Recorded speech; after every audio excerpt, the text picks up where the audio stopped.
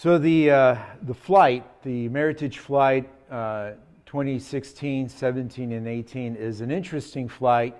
The Meritage itself is actually the grapes that we use is actually grown here at the winery. Predominant grape is of course Cabernet. And the interesting thing about the Cabernet, it's from our Block 1 cab, which was planted in 1970. So there's some age to it.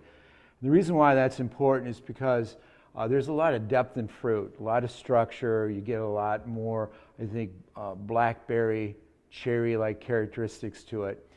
Block is so old, it's 51 years old right now, that you just get a really good depth of fruit.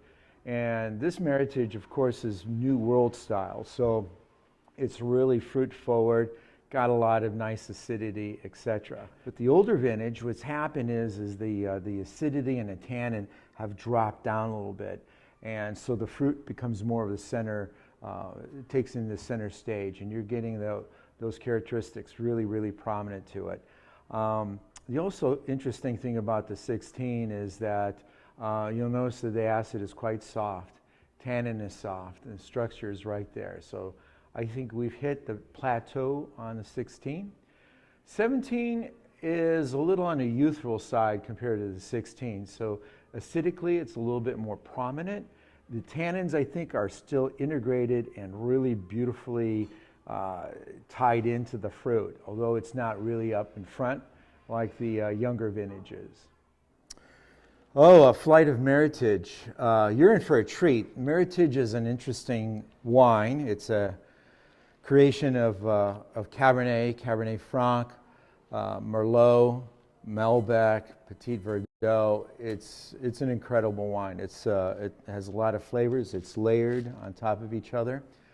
I really like the Meritage that we produce here, and the fact that it's just very expressive, not only of the various grape varieties, but also of Temecula Valley. And with the flight, well, we've got 3 vintages, starting with 2016, going to 17 and 18.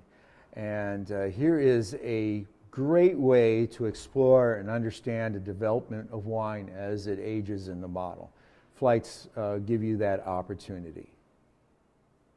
With the 2016 vintage, you'll find that the fruit is really well integrated with the acidity and the tannin.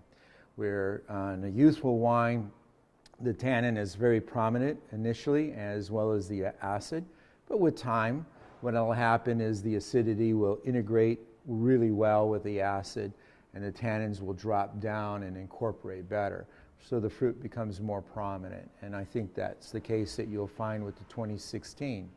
You'll find flavors of deep, richer flavors of like blackberry, currant, cassis, that sort of thing.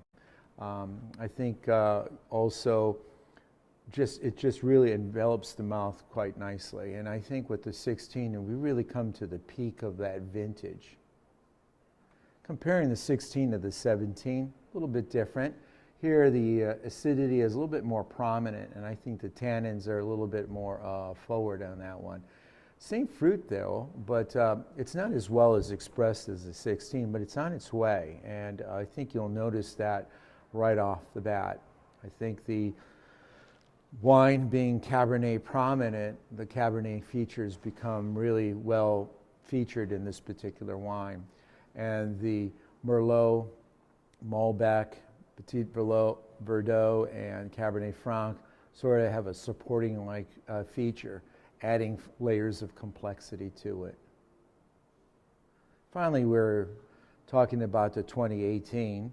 Of course, this is the youngest of the 3 vintages, and with the 18, I think you'll see the acid being more of in the forefront of the particular wine. Tannin may be noticeable probably on the side and the back of the palate, but still the structure of the fruit is very well defined here.